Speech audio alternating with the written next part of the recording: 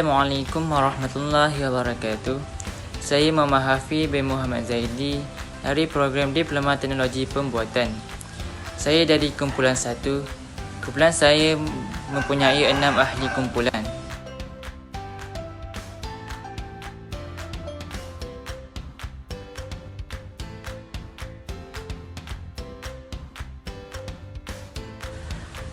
Kumpulan saya akan membentangkan tentang tajuk pelaksanaan solat berjemaah di masjid atau surau ketika COVID-19. Pembentangan ini akan dibentangkan oleh saya dan kawan saya Maizara binti Zulkifli.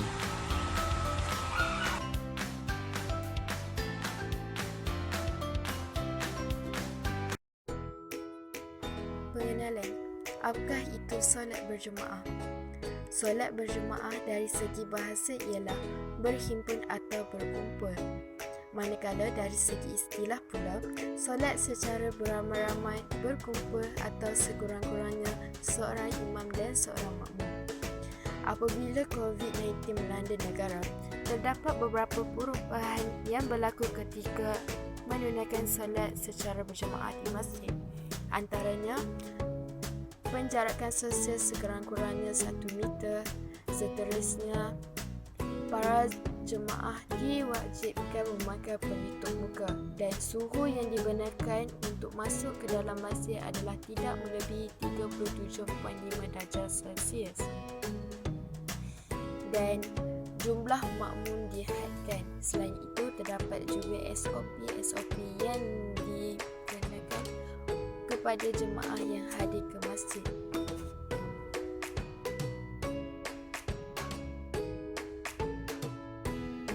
Isi pertama tajuk kami ialah pengurusan jemaah sebelum masuk ke dalam masjid.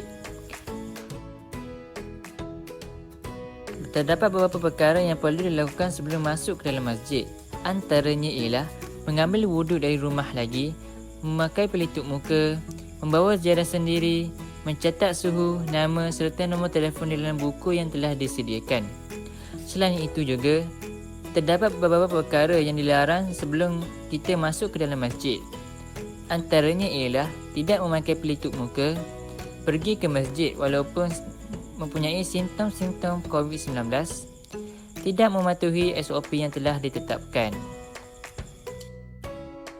Kini kita beralih ke isi 2 iaitu SOP yang dikenakan sebelum menunaikan solat jemaah.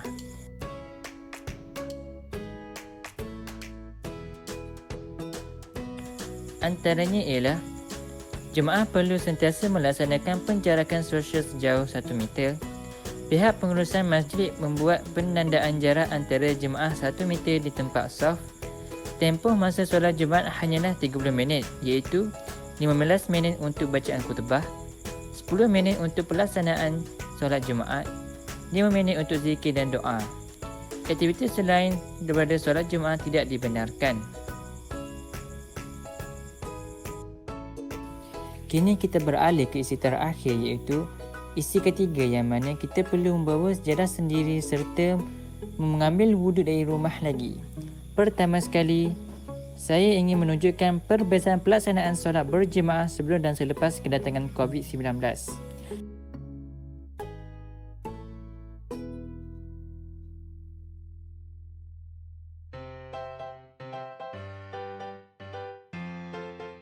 Sebelum pandemik COVID-19 ini datang, jemaah dibenarkan untuk mengambil wuduk di masjid.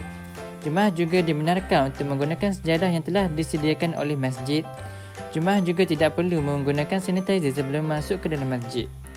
Apabila COVID-19 ini datang, ia telah merubah situasi asalnya iaitu jemaah perlu mengambil wuduk dari rumah, jemaah perlu membawa sejadah dari rumah serta jemaah perlu menggunakan sanitizer sebelum masuk ke dalam masjid. Selain itu, saya ingin menunjukkan hukum-hukum penggunaan sanitizer kerana banyak jemaah mempersoalkan tentang penggunaan sanitizer sebelum masuk ke dalam masjid. Adakah solat mereka sah ataupun tidak? So, untuk mengurangkan kekeliruan, saya menunjukkan hukum-hukum penggunaan sanitizer.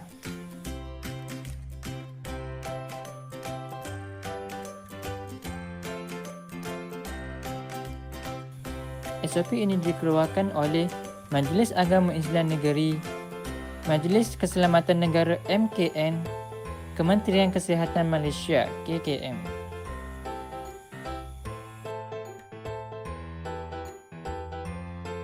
Solat berjemaah ketika COVID-19 ini juga mempunyai beberapa kebaikan dan keburukan. Antara salah satu kebaikannya ialah jemaah dapat meningkatkan amal ibadat dan menambah kesyukuran dalam solat, iaitu tanpa SOP yang ketat, jemaah tidak dapat menunaikan solat secara berjemaah dengan selamat serta aktiviti ini berisiko menjadi asbab kepada penularan wabak COVID-19.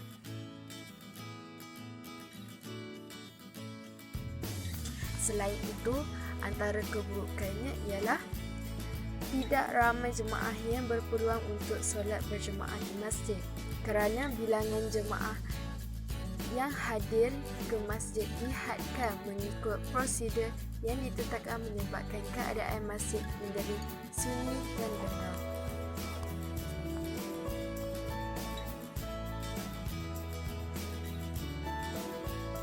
Penyedaran yang dapat kita perolehi daripada tajuk ini ialah para jemaah mestilah bertanggungjawab dalam memastikan penyebaran virus COVID-19 tidak merebak ke jemaah yang lain dengan cara mengambil tahu tentang kesihatan dan kebersihan diri sebelum ke masjid. Selain itu, para jemaah juga perlulah mematuhi arahan-arahan yang dikeluarkan oleh KKM, iaitu Kementerian Kesihatan Malaysia, supaya dapat membendung penularan virus tersebut merebak lebih meluas. Sekian, terima kasih.